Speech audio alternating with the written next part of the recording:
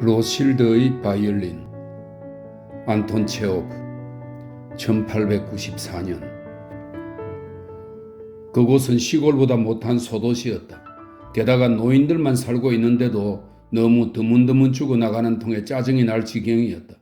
병원에서도 감옥에서도 관이 필요한 일은 거의 없었다. 한마디로 아주 형편없는 상황이었다. 만일 야고프 이바노프가 현 정도 되는 도시에서 장의사로 일했다면 자기 집을 가질 수 있을 것이고 사람들은 그를 야고프 마트베이치라고 불렀을 것이다. 하지만 이 작은 도시에서는 그를 그저 야고프라고 불렀고 무엇 때문인지 그의 별명은 불온자였다. 이 불온자는 청동을 뜻하는 러시아어입니다. 그는 방이 하나뿐인 넓고 좁은 오두막에서 평범한 농사꾼처럼 가난하게 살았다. 그와 마르파, 벽난로, 2인용 침대, 관들, 작업대와 모든 세간이 방 한 칸에 자리 잡고 있었다. 야코프는 튼튼하고 질 좋은 관을 만들었다. 농사꾼이나 상인을 위해서는 언제나 자기 키를 기준으로 관을 짰는데 한 번도 실수한 적이 없었다. 그도 그럴 것이 비록 이런 살이나 먹기는 했지만 그보다 더 건장하고 키가 큰 남자는 감옥에서도 찾아볼 수 없었다. 귀족이나 여자를 위한 관을 만들 때는 쇠로 만든 자로 치수를 쟀다. 어린이용 관은 주문받는 것조차 싫어했고 관을 짤 때면 치수도 재지 않고 대충 무성의하게 일했다. 그리고 돈을 받을 때 항상 이렇게 말했다. 솔직히 말해서 이런 하찮은 일은 좋아하지 않습니다. 그는 관 짜는 일 외에도 바이올린 연주로 돈을 좀 벌었다. 이 도시에서는 결혼식 날 보통 유대인 악단을 초청했는데 수입의 반 이상을 챙겨가는 악단의 지휘자는 주석 도금공인 모이셰이 일리치 샤흐케스였다. 야코프는 바이올린 연주 솜씨가 훌륭했고 특히 러시아 노래 연주에 뛰어났기 때문에 샤흐케스는 가끔 손님들의 선물을 제외하고 하루 50코페이카를 지불하는 조건으로 야코프를 초청하곤 했다. 불온자는 악단에서 연주할 때 맨 먼저 얼굴이 벌개지며 땀을 흘렸다. 덥고 숨이 막힐 정도로 마늘 냄새가 풍기는 데다가 바이올린 소리가 울리면 오른쪽 귓가에서는 콘트라베이스가 쿨럭이고 왼쪽 귓가에서는 플루트가 우러댔기 때문이다. 플루트 연주자는 얼굴이 온통 붉고 푸른 핏줄로 뒤덮인 바싹 마른 빨강머리 유대인으로 그의 성은 유명한 거부의 성인 로실드였다. 이 로실드는 로스차일드라고 하는 유대계의 국제적 금융자본가의 러시아식 발음입니다. 이 망할 놈의 유대인은 가장 유쾌한 곡조차 구슬프게 연주하는 재주가 있었다. 뚜렷한 이유도 없이 야코프는 점점 더 유대인들, 그 중에서도 로실드를 정오하고 경멸하기 시작했다. 그는 로실드에게 시비를 걸고 험한 말로 욕하고 심지어 한 번은 그를 때리려 한 일도 있었다. 로실드는 화가 나서 그를 바라보며 격하게 한마디 내뱉었다. 내가 선생의 재능을 존경하지 않았다면 선생은 찐쩍에 우리 집 창밖으로 날아갔을 겁니다. 그러고는 울음을 터뜨렸다. 이 때문에 유대인 중에 사람을 구할 수 없는 최악의 상황이 아니면 불온자를 연주에 자주 초청하지는 않았다. 야코프는 항상 기분이 좋지 않았다. 왜냐하면 항상 끔찍한 손해를 봐야 했기 때문이다. 예를 들어 주일이나 축일에 일하는 것은 죄가 되니 일을 할 수 없고 월요일은 힘든 날이니 일할 수가 없다. 결국 이러다 보면 어쩔 수 없이 팔짱을 낀 채 쉬어야 하는 날이 200일이나 되는 것이다. 얼마나 큰 손해인가. 또 만일 누군가 도시에서 악단 없이 결혼식을 올리거나 샤케스가 불러주지 않으면 이 역시 손해였다. 경찰 감독관이 2년간 시름시름 앓았을 때 야코프는 그가 죽기를 간절히 바랐지만 그는 현 규모의 도시에 치료를 받으러 갔다가 거기서 죽고 말았다. 그자라면 분명 안감을 댄 비싼 관을 제작했을 테니 이 역시 적어도 10루블은 되는 손해가 아니냐 말이다. 특히 밤이 되면 야코프는 손해에 대한 생각에 시달렸다. 온갖 잡생각이 머릿속으로 기어들 때면 침대 곁에 놓아둔 바이올린 줄을 퉁기곤 했다. 어둠 속에서 바이올린이 소리를 내면 마음이 좀 편안해졌다. 작년 5월 6일 마르파가 갑자기 병이 났다. 할멈은 힘겹게 숨을 쉬며 물을 많이 마셨고 비틀거렸다. 그럼에도 아침에는 손수 배치가에 불을 지폈고 심지어 물을 길러 가기도 했다. 그리고 저녁에는 알아 누웠다. 야코프는 온종일 바이올린을 연주하고 밤이 깊어지자 무료한 나머지 매일매일 자기가 입은 손해를 기록해둔 수첩을 꺼내 1년간의 손해액을 합산해 보았다. 계산해보니 1,000루블이 넘었다. 그는 그 사실에 격분해 주판을 바닥에 내동댕이 치고는 발을 굴렀다. 잠시 후 주판을 주워들고는 다시 오랫동안 계산을 하며 긴장된 듯 깊은 한숨을 내쉬었다. 땀에 젖은 그 얼굴이 벌개졌다. 만일 이 사라진 1,000루블을 은행에 넣었다면 이자로만 1년에 최소 40루블은 벌 수 있었을 거다. 그러니까 이 40루블 역시 그가 입은 손해였다. 한마디로 무슨 짓을 해도 도추에서 오로지 손해를 볼 따름이었다. 야코프, 갑자기 마르파가 그를 불렀다. 나 죽어요. 그는 아내를 바라보았다. 열에 들듯 장밋빛으로 물든 그녀의 얼굴은 이상할 정도로 환하고 기쁨에 차 있었다. 늘 그녀의 창백하고 수줍고 불행한 얼굴만 보았던 불온자는 그제야 당황했다. 그녀가 진짜 죽어가고 있으며 마침내 이 오두막과 관들 그리고 야코프로부터 영원히 벗어날 수 있게 되어 기뻐하는 듯 했던 것이다. 그녀는 자신의 구원자인 죽음과 속삭이기라도 하듯 너무도 행복한 표정으로 천장을 바라보며 입술을 움직였다. 이미 동이 트고 있었고 창밖으로 아침 노을이 붉게 타올랐다.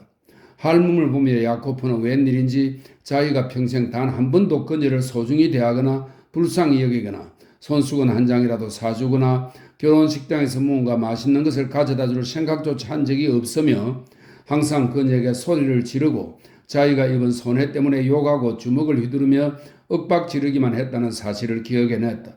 물론 그녀를 때린 적은 없지만 그래도 위협은 했고 그녀는 겁에 질려 꼼짝 못하곤 했다. 그렇다. 그렇잖아도 지출이 많았기에 그는 그녀가 차도 마시지 못하게 했다. 그래서 그녀는 뜨거운 물만 마셨다. 그제야 그는 마르파가 왜 이토록 이상스럽고 기쁨에 찬 얼굴을 하고 있는지 깨달았고 두려워졌다. 아침이 되기를 기다려 그는 이웃에게서 말을 빌려 마르파를 데리고 병원으로 갔다. 환자들이 많지 않아 오래 기다리지 않아도 되었다. 그저 3시간 정도 기다렸다. 게다가 정말 다행히도 오늘은 그 자신이 환자인 의사가 아니라 보조 간호사 막심 니콜라이치가 환자를 받았다. 비록 술꾼의 싸움꾼이긴 하지만 도시에서는 모두들 이 노인이 의사보다 환자를 더 잘 본다고 했다. 안녕하십니까? 할멈을 데리고 진차실로 들어서며 야코프가 말했다. 막심 니콜라이치, 별것도 아닌 일로 늘상 괴롭혀서 죄송합니다. 여기 제 물건이 병이 나서 말입죠. 흔히들 말하는 인생의 동반자인데 이런 표현을 써서 죄송합니다. 보조 간호사는 허옇게 센 눈썹을 찡그리고 볼 수염을 쓰다듬으며 할멈을 진찰했다. 코가 뾰족하고 바싹 마른 할멈은 입을 벌리고 등을 구부린 채 간이 의자에 앉아 있었는데 그 옆모습이 마치 목마른 새처럼 보였다. 그렇군. 그래. 보조 간호사는 천천히 몇 마디를 던지더니 한숨을 내쉬었다. 인플루엔자일 수도 있고 열병일 수도 있습니다. 요즘 도시에 티푸스가 유행이거든요. 어쩌겠어요. 할멈도 살 만큼 살았으니 하나님께 감사드릴 수밖에요. 몇 살이죠? 1살 뺀 1원입니다. 막심 니콜라이치. 그렇군요. 살 만큼 살았어요. 이제 갈 때가 된 거죠. 그러니까 물론 지당한 말씀입니다. 막심 니콜라이치. 이렇게 말하며 야코프는 예의상 미소를 지었다. 선생님의 친절에 진심으로 감사드립니다. 하지만 벌레도 살고 싶어 한다는 말씀을 드리고 싶습니다. 뭐 세상엔 온갖 일들이 일어나는 법이니까요. 보조 간호사는 마치 할멈이 죽고 사는 일이 자기에게 달려 있다는 듯한 어조로 말을 이었다. 자, 그러니 할멈 머리에 차가운 찜질을 좀 해주고 이 가루약을 하루에 2번 먹이세요. 그럼 이제 이만. 야코프는 보조 간호사의 표정을 보고 상황이 아주 좋지 않으며 어떤 약도 도움이 되지 않으리라는 것을 알았다. 마르파는 오늘 내일 사이에 죽게 될 거다. 그는 보조 간호사의 팔꿈치를 슬쩍 치며 눈을 찡긋거리고는 작은 소리로 말했다. 그 참 막심 니콜라이치, 흡각 좀 붙여주시죠. 이 흡각은 국부적인 염증이나 농양 따위를 치료하는 데 쓰는 유리로 만든 종 모양의 의료기구입니다. 그럴 새가 없어요. 그럴 새가 없다고요. 할멈을 데리고 조심해서 돌아가세요. 잘 가요. 그거 좀 해주십시오. 야코브가 간청했다. 선생님도 아시지 않습니까? 할멈 배가 아프거나 뭐 내장이 잘못된 거면 가루약이나 물약이 도움이 되겠지만 이건 감기 아닙니까? 감기 걸리면 우선 피를 뽑아야죠. 막심 니콜라이치. 보조 간호사는 이미 다음 환자를 불러들였고 웬 안악이 소년을 데리고 진찰실로 들어왔다. 가세요. 가요. 그는 인상을 쓰며 야곱에게 말했다. 진실을 외면하면 안 되죠? 그럼 그물이라도 좀 붙여주십시오. 제가 평생 선생님을 위해 기도하겠습니다. 보조 간호사는 화가 나 소리쳤다. 이제 한마디만 더 찌끄리면 가만두지 않겠다. 멍청한 놈 같으니. 야코프 역시 화가 나 온몸이 다 벌개졌지만 한마디도 하지 않고 마르파를 부축하여 진찰실을 나왔다. 그러고는 마차에 탄 후에야 비온 듯한 눈빛으로 냉랭하게 병원을 바라보며 말했다. 일하는 척하는 배우들만 잔뜩 앉혀놨군. 부자한테는 흡각도 붙여줄 거면서 가난한 사람들한테는 거머리 한 마리도 아깝다는 거지. 해롭 같은 놈들. 집으로 돌아온 마르파는 오두막에 들어가 빼치가를 붙들고 10분 정도 서 있었다. 자리에 누우면 야코프가 또 손해본 일을 이야기하며 노상 누워만 있을 뿐 일을 하지 않는다고 구박할 것 같았다. 야코프는 답답한 마음으로 그녀를 바라보며 생각했다. 내일이 신학자 성 요한의 날이고 모레는 이적을 행하는 성 니콜라이의 날이며 그 다음 날은 일요일이고 그 다음 날은 힘든 날인 월요일이다. 나흘 동안은 일을 할 수 없을 것이고 아마 마르파는 이 나흘 중 하루에 죽을 거다. 그는 쇠로 된 자를 집어들고는 할멈에게 다가가 그녀의 키를 쟀다. 그리고 그녀가 자리에 눕자 성호를 꺾고 관을 만들기 시작했다. 작업이 끝났을 때 불온전한 안경을 쓰고 수첩에 다음과 같이 적었다. 마르파 이바노바의 관 2루블 40코페이카. 그러고는 한숨을 내쉬었다. 할멈은 말없이 눈을 감고 누워 있었다. 하지만 저녁이 되어 어스름해졌을 때 갑자기 남편을 불렀다. 야코프, 기억나요? 그녀가 기쁨에 겨운 얼굴로 남편을 바라보며 물었다. 50년 전에요. 하나님이 우리한테 금빛 솜털이 보송보송한 아기를 보내주셨던 거 기억나요? 당신이랑 나랑 그때 내내 강가에 앉아서 노래를 불렀죠. 부드나무 아래에서요. 그러고는 쓴웃음을 지으며 이렇게 덧붙였다. 건대고 계집아이가 죽었죠. 기억을 더듬어 보지만 야코프는 아기도 부드나무도 생각나지 않는다. 할멈이 그냥 헛생각이 나는 거야. 그가 말했다. 사제가 와서 성찬식을 베풀고 도유식을 거행했다. 그러고 나서 마르파는 무언가 알아들을 수 없는 말들을 계속 중얼거리더니 아침나절에 죽었다. 이웃 노파들이 마르파를 씻기고 옷을 입혀 관에 넣었다. 보제에게 쓸데없이 돈을 주지 않으려고 야코프는 직접 시편을 읽었다. 묘지기가 거의 대부였기 때문에 몇 자리 일로는 한 푼도 쓸 일이 없었다. 농군 4명이 돈 때문이 아니라 존경의 표시로 묘지까지 관을 운반해 주었다. 노파들과 거지들 그리고 바보 성자 2명이 관 뒤를 따랐고 장례 행렬과 마주치는 사람들은 경건하게 성호를 그어주었다. 야코프도 모든 일이 이토록 점잖고 고상하게 그리고 아무 문제없이 저렴하게 진행되어 매우 흡족했다. 마지막으로 마르파와 작별할 때는 손으로 관을 만져보며 이런 생각을 했다. 잘 만들었군. 하지만 묘지에서 돌아오는 길에 극심한 슬픔에 사로잡혔다. 웬일인지 몸도 좋지 않았다. 그는 뜨겁고 가쁜 숨을 내쉬었고 다리에 힘이 풀렸으며 계속 갈증이 일었다. 게다가 머릿속에는 온갖 잡생각이 밀려들었다. 평생 단 한 번도 마르파를 불쌍히 여기거나 소중히 대해주지 않았다는 생각도 다시 머릿속에 떠올랐다. 한 오두막에서 52년 세월을 함께 살았지만 그 긴 시간 동안 마치 그녀가 개나 고양이인 양 단 한 번도 아내를 생각하거나 관심을 쏟은 적이 없었던 것이다. 사실 매일 배치가에 불을 지피고 요리를 하고 빵을 굽고 물을 길러 다니고 장작을 패고 그와 한 침대에서 자고 그가 결혼식에 갔다 술에 취해 돌아오면 늘 조심스레 바이올린을 벽에 걸고 그를 잠자리에 누인 사람이 바로 그녀가 아니던가. 게다가 그 모든 일을 항상 말없이 수줍고 자상한 표정으로 하지 않았던가.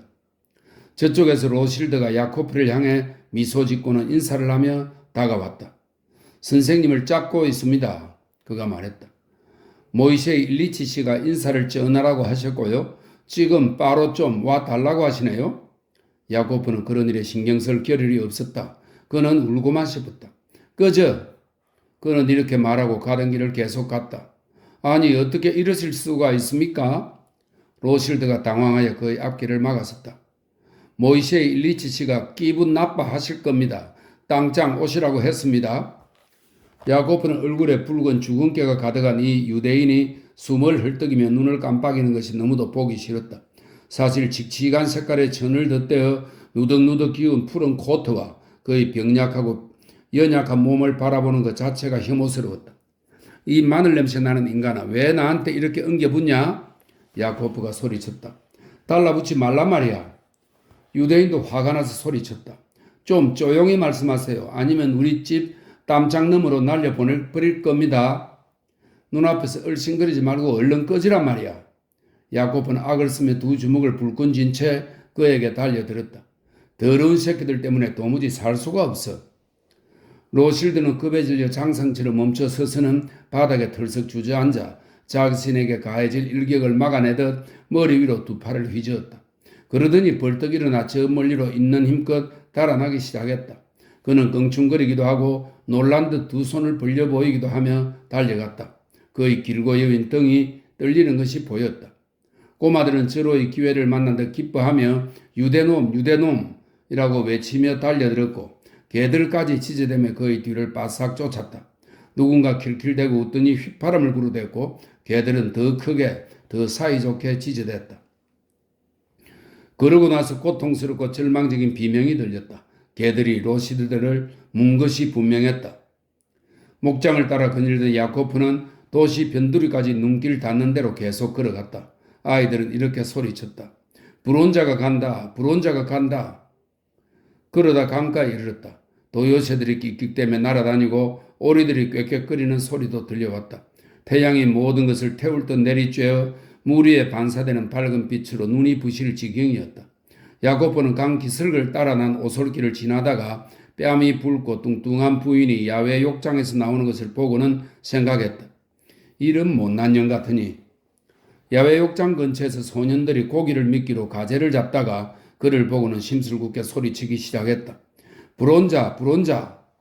그 순간 거대한 구멍이 뚫려 있고 그 위에 까마귀들이 둥지를 턴 늙은 버드나무가 눈앞에 나타났다. 갑자기 야코브의 기억 속에 마르파가 이야기했던 금빛 솜털이 난 아기와 버드나무가 마치 살아있는 것처럼 생생히 되살아났다. 그래, 이게 바로 그 버드나무구나. 고요하고 서글픈 푸른 버드나무. 가엾은 것, 그 사이 폭삭 늙어버렸구나. 그는 버드나무 아래에 앉아 회상에 잠겼다.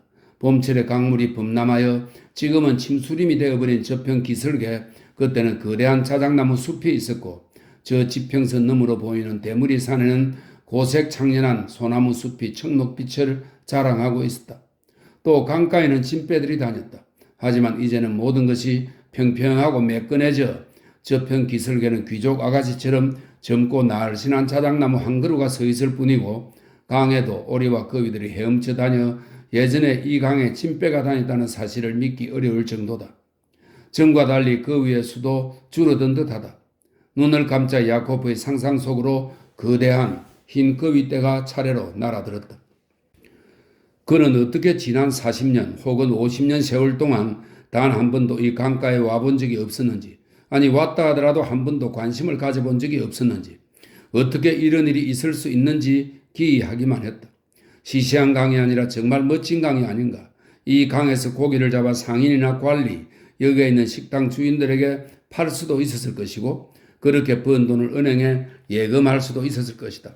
또 귀족들이 별장에서 별장으로 배를 타고 다니며 바이올린을 연주했더라면 높으신 분들이 돈을 주었을 것이다. 아니면 찐빼들을 운항했을 수도 있다. 그게 관짜는 일보다는 훨씬 나았을 테니까. 그리고 거위를 키운 후 잡아서 겨울에 모스크바로 보낼 수도 있었을 것이다. 그러면 한 마리 깃털만으로도 1년에 10루블은 벌었을 텐데. 하지만 그는 그저 하품만 해대며 아무 일도 하지 않았다. 얼마나 큰 손해인가. 얼마나 큰 손해인가 말이다. 만일 이 모든 일을 다 했다면, 그러니까 고기를 잡고 바이올린을 연주하고 진빼를 운항하고 그 위를 잡았다면 얼마나 큰 돈을 벌 수 있었을까. 하지만 꿈속에서조차 그런 일은 일어나지 않았고 인생은 아무런 유익도 없이 만족도 없이 지나가 버렸다. 담배 한 모금 빨아들일 시간도 없이 헛되이 사라져버린 것이다. 앞을 보면 이미 아무것도 남지 않았고 뒤를 보아도 마찬가지다. 거기에는 손해, 소름이 끼칠 만큼 끔찍한 손해 외에는 아무것도 없다. 왜 인간은 이런 상실과 손해 없이는 살지 못하는 걸까? 도대체 왜 자작나무 숲과 소나무 숲을 베어버린 것일까? 왜 헛되이 농장을 놀리는 걸까? 왜 사람들은 항상 불필요한 일만 하는 걸까? 왜 야코브는 평생 욕하고 두툴대고 주먹을 휘두르고 위협하며 아내를 모욕했을까? 이렇게 묻고 싶어지는 것이다. 도대체 무슨 필요가 있어 방금 전 유대인을 겁주고 모욕한 것일까? 도대체 왜 사람들은 서로서로 편안히 살도록 내버려 두지를 못하는 걸까? 그로 인한 손해가 이렇게 큰데도 말이다. 얼마나 무서운 손실인가? 정오와 미움만 없다면 사람들은 서로에게서 엄청난 유익을 얻을 수 있을 텐데 말이다. 저녁에도 밤에도 계속해서 어린아이, 버드나무, 물고기, 거위고기, 옆모습이 목마른 새처럼 생긴 마르파, 로실드의 창백하고 가련한 얼굴이 눈앞에 어른거렸다. 그리고 이러저러한 낯짝들이 사방에서 달려들어 손해에 대하여 중얼거렸다. 그는 이리저리 뒤척이다 바이올린 연주라도 해보려고 적어도 5번은 침대에서 일어났다. 아침에는 겨우겨우 일어나 병원으로 갔다. 여전히 막심 니콜라이치가 병원을 지키며 차갑게 찜질을 하라면서 가루약을 주었다. 그의 표정과 의조로 야코브는 상황이 아주 좋지 않으며 어떤 약도 도움이 되지 않으리라는 것을 알았다. 그는 집으로 돌아오며 죽음은 유익만을 준다는 사실을 깨달았다. 먹지도 마시지도 않아도 되고 세금을 내지 않아도 되며 사람들을 모욕하지 않아도 된다. 무덤 속에서는 1년이 아니라 수백, 수천 년을 살게 되니 만일 이 이익을 다 계산해보면 아마 엄청날 것이다. 인간은 삶에서는 손해만을, 죽음에서는 이익만을 얻는 것이다. 물론 온당하지만 어쨌든 서글프고 고통스러운 생각이다. 도대체 왜 이 세상에는 단 한 번 주어진 인생이 아무런 유익 없이 흘러간다는 이토록 이상한 질서가 존재하는 걸까? 죽는 것이 애타지는 않았지만 집에 와서 바이올린을 보니 심장이 죄어오며 안타까운 마음이 솟구쳤다. 무덤까지 가져갈 수도 없으니 고아신세가 될 거고 그럼 자작나무 숲이나 소나무 숲이 겪은 일을 바이올린도 겪게 될 것이다. 이 세상의 모든 것은 사라져왔고 사라져질 테니까. 야코브는 오두막에서 나와 바이올린을 가슴에 끌어안은 채 문턱에 걸터 앉았다. 그리고 손에만을 남기고 사라져버린 인생을 생각하며 연주를 시작했다. 그러자 너무도 구슬프고 감동적인 선율이 흘러나와 자기도 모르게 눈물이 양 볼을 타고 흘러내렸다. 그가 더 깊이 생각에 잠길수록 바이올린은 더 서글프게 노래했다. 빗장이 삐걱이는 소리가 두어 번 들리더니 쪽문 곁에 로실드의 모습이 보였다. 마당의 반쯤 되는 지점까지 씩씩하게 걸어오던 그는 야코프를 보더니 갑자기 멈춰 서서 한껏 몸을 움츠리고는 분명 너무 두려운 나머지 지금이 한시라고 알리는 듯한 손가락 모양을 해 보이기 시작했다. 괜찮으니까 이리 와. 야코프는 부드럽게 말하며 로실드를 자기 쪽으로 불러들였다. 이리 와. 믿을 수 없다는 듯 두려움에 떨며 야코프를 바라보던 로실드는 그에게 다가와 1사젠 정도 떨어진 곳에 멈춰 섰다. 제발 때리지 마세요. 쪼그려 앉으며 그가 말했다. 전 그저 모이세이 일리치 씨가 또 보내서서 왔습니다. 무서워하지 말고 야코프 씨한테 가서 선생님 없이는 영 안 되겠다고 전하라고 하셨습니다. 수요일이 결혼식인데. 네, 샤프발로프 씨가 따님을 아주 좋은 사람에게 시집 보내시나 봐요. 아주 성대한 결혼식이 될 겁니다. 유대인은 이렇게 덧붙이며 한쪽 눈을 찡긋했다. 갈 수가 없네. 야코브가 힘겹게 숨을 쉬며 말했다. 병이 났거든. 그러고는 다시 연주를 시작했다. 바이올린 위로 눈물이 흘러내렸다. 로실드는 그의 곁에 서서 두 손을 가슴 위에 십자 모양으로 포갠 채 집중하여 야코브의 연주를 들었다. 겁에 질리고 의심에 찼던 그의 얼굴이 조금씩 슬프고 괴로운 표정을 띠더니 마치 고통스러운 황홀경에 빠진 듯 눈을 치켜 뜨며 외쳤다. 아! 눈물이 그의 뺨을 타고 흘러내려 푸른 코트 위로 떨어졌다. 그러고 나서 야코브는 온종일 누워서 괴로워했다. 저녁에 사제가 찾아와 고해 성사를 집행하며 무언가 기억나는 특별한 죄가 있는지 물었다. 그는 약해져가는 기억을 가다듬어 다시 마르파의 불행한 얼굴과 개에 물린 유대인의 절망적인 비명을 기억해냈다. 그리고 들릴 듯 말 듯한 목소리로 이렇게 말했다. 제 바이올린을 로실드에게 주세요. 알겠습니다. 사제가 대답했다. 이제 이 도시에서는 모두가 다음과 같은 질문을 던지곤 한다. 도대체 로실드는 어디서 그렇게 좋은 바이올린을 구한 거지? 샀나? 훔쳤나? 아니면 저당물로 챙겼나? 로실드는 이미 오래전에 플루트 연주를 그만두고 이제는 바이올린만을 연주한다. 그의 활 아래에서는 예전에 플루트를 불 때처럼 그렇게 구슬픈 소리가 흘러나온다. 하지만 그가 문턱에 걸터 앉아 야코브의 연주를 흉내내려 할 때면 너무도 우울하고 비장한 음조가 흘러나와 듣는 사람들도 눈물을 흘리고 결국은 그 자신도 눈을 치켜뜨며 아 하는 탄성을 지르고 만다. 이 도시의 사람들은 로실드의 새 연주를 너무도 좋아하여 상인이건 관리건 다투어 그를 불러들여 그 연주를 수십 번씩 반복하라고 청했다.